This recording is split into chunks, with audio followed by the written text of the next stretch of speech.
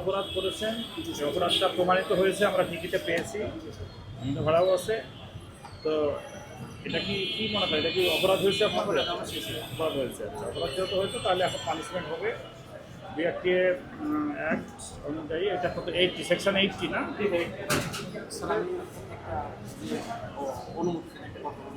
আপনি কি? আমি একটা এইটা রেগুলার কাস্টমার স্যার। আমি সবসময় যাওয়া জি স্যার। আমি কালকে রাত্রে আসছি এই গাড়িতে। আচ্ছা বলো। তো স্যার ওই যে যখন আসছি তখন ওনারা 4 জন প্যাসেঞ্জার নিয়ে আসছিল স্যার। আমাদের আর পুলিশ আছে সবাই, মহিলা রাখো আছে তো? ওনারা 4 জন প্যাসেঞ্জার নিয়ে আসছে। তো আজকে তো আমার টিকিট খুব দরকার। মা ওখানে আছে অসুস্থ, আনতে হবে আমার বাসা ঢাকাতে। মানে আসার সময় ফাঁকা আছে? জি 4 জন নিয়ে আসছে। এটা তো ঈদের সময় হয়। জি স্যার। ঈদের সময় তো যাই ভরা আসে, অনেকটা ফাঁকা।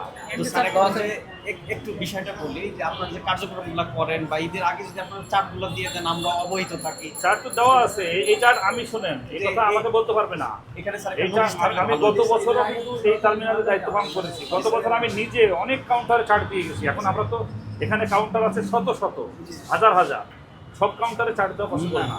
আমরা ওদের যে মালিক সমিতি ছিল, আমরা কাউন্টারে মাইকিং করে দিয়েছি, বলে দিয়েছি যে আপনারা মালিক সমিতির কাছ থেকে সংগ্রহ করে নেবেন। যদি তাও না পান ওয়েবসাইটে, তাহলে বিআরটি এর ওয়েবসাইটে আছে। যদি তাও না পান তাহলে আমাদের সায়দাবাদ টার্মিনালের নিচে বিআরটি এর একটা বুথ আছে, মানে ভিজিলেন্স টিম আছে, সেখানে আছে, সেখান থেকে নিয়ে ফটোকপি করে নিন। সব বলা আছে, সবই জানে, কিন্তু ওনারা ঈদ উপলক্ষে এটা করে। স্যার আজকে যেমন আমি টিকিট পাইতেছি না, উনি আমাকে একটা টিকিট দিল, আমি রেগুলার যাই, আমার ইয়ে আছে, চার্ট আছে এখানে, মানে একদম বেস্ট লাইন যাবে।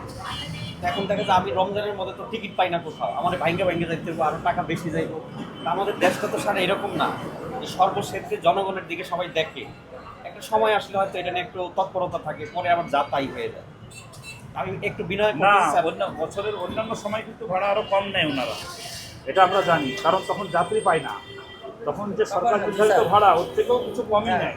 650 টাকা নেয় তো স্যার আমি একটু স্যার, আবেদন করবো আপনার কাছে। কিন্তু এই মৌসুম আসলেই জি স্যার। তখন তারা বেপরোয়া হয়ে যায়। আমি একটু আবেদন করবো যে এই প্রতিষ্ঠানটা আমার খুব ভালো লাগে স্যার, যদি একটু কনসিডার করে ঠিক দেন আছে, স্যার। দেখছি না, আমরা তো বললাম যে আমরা জুলুম করতে আসি। জি স্যার। আমরাও তো এদেশের লোক, জি, আমরা তো ইনশাআল্লাহ, বাইরের না, আমরাও গাড়িতে চলাচল করি। আমরা জুলুম করবো না, তবে আমরা হচ্ছে যে এটা বলবো, এই বিষয়ে সতর্ক করতে চাই যে consider করবেন। ভবিষ্যতে যাতে তারা সরকারের নির্দেশনা জি জি, এটা এবং অবশ্যই মানতে আইন হবে। মেনে চলে। জনস্বার্থের ঠিক জন্য আছে, এটা হলো এক। আর দুই হচ্ছে যে আইনে পানিশমেন্ট আছে, কম বেশি পানিশমেন্ট হবে, যেহেতু তার অপরাধটা পাওয়া গেছে, এটা প্রমাণিত হয়ে গেছে। তো এই কারণে আইনে আসে ফাইন অনেক। স্যার একটা সুযোগ দিয়ে দেন একটু যদি না, এবারে একবারে একটু সুযোগ মাপ দেওয়া দেওয়া যাবে যায় না, স্যার। সুযোগই দিব আমরা। কারণ আমি আমি তো আসছি, আমি তো কোম্পানির কিছু না, আমি তো আসছি আপনার বিচার করতে, জনগণের ম্যাজিস্ট্রেট, আমাদের কোর্ট, একটা মোবাইল কোর্ট, ভ্রাম্যমাণ আদালত। যে আপনি সব করতে পারবেন তো স্যার। যাই হোক, আমরা কনসিডার করছি, তবে ফাইনটা আপনার আমরা হয়তো কমিয়ে দেবো কিছুটা, বাট আপনার ফাইন হবে। এটা গেল এক। দুই হচ্ছে যে ফাইন করাটাই আমাদের মুখ্য উদ্দেশ্য না। আমাদের মুখ্য উদ্দেশ্য হচ্ছে যে আপনারা যাতে সরকারের নির্দেশনা আইন মেনে চলেন এবং যাত্রীরা কোনোভাবেই ভোগান্তি, হয়রানির বা অতিরিক্ত ভাড়ার শিকার না হন। এটাই আমাদের উদ্দেশ্য, এবং আমরা আশা করব যে আপনারা আগামীতে এই বিষয়গুলো যথাযথভাবে মেনে চলবেন। তো এখন আপনাকে আমরা হচ্ছে, আইনে তো আছে অনেক বেশি, আমি আপনাকে 3000 টাকা ফাইন, আপনার আইনে আছে আরও অনেক বেশি, তো 3000 টাকা ফাইন করছি। এই ফাইনটা আপনি দিবেন, 3000 টাকা ফাইন দিবেন এইটা, এবং ভবিষ্যতে ওই অতিরিক্ত ভাড়া আপনারা আদায় করবেন। ঠিক আছে, ফাইন দেবো।